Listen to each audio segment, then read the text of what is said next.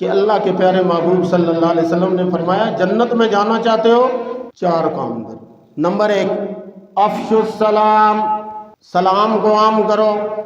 ہم جسے جانتے ہیں اس کو سلام کرتے ہیں، جس کو جانتے نہیں ہیں اسے سلام نہیں کرتے۔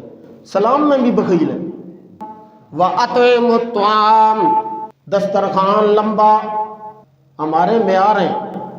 اس بندے کو سادہ پانی دینا ہے، اسے روح افزا دینا ہے، اسے ٹینک دینا ہے، اسے بوتل دینی ہے، اس کے لیے بریانی منگوانی ہے۔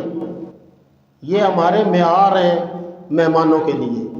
اللہ کے محبوب صلی اللہ علیہ وسلم نے لعنت فرمائی ایسے میزبان پہ جو مہمانوں کی کیٹیگریاں بنائے، اور ایسے مہمان پہ جو کھانے کے بعد جانے کے بعد کیڑے نکالے۔ ہم 10 پلیٹیں کھاتے ہیں ولیمے پہ، باہر نکلتے ہیں اوکے کیتا سے کچھ بھی نہیں کیتا، اس کی ساری زندگی کی جمع پونجی لگ گئی، اور یہ 10 پلیٹیں کھانے کے بعد کہہ رہا ہے کیا کیا ہے۔ یہ ہماری حالت ہے۔ اللہ کے محبوب صلی اللہ علیہ وسلم نے فرمایا ایسے میزبان پہ بھی لعنت اور ایسے مہمان پہ بھی لعنت۔ افشوا السلام وَأَطْعِمُوا الطَّعَامَ وَصِلُوا الْأَرْحَامَ، اور جس رشتہ دار نے تعلق توڑا اس کے ساتھ تعلق جوڑ۔ سل من قطع کا، جس نے تعلق توڑا ہے ہم اور 2 دیواریں کھڑی کر دیتے ہیں، نہیں، اس کے ساتھ تعلق جوڑ۔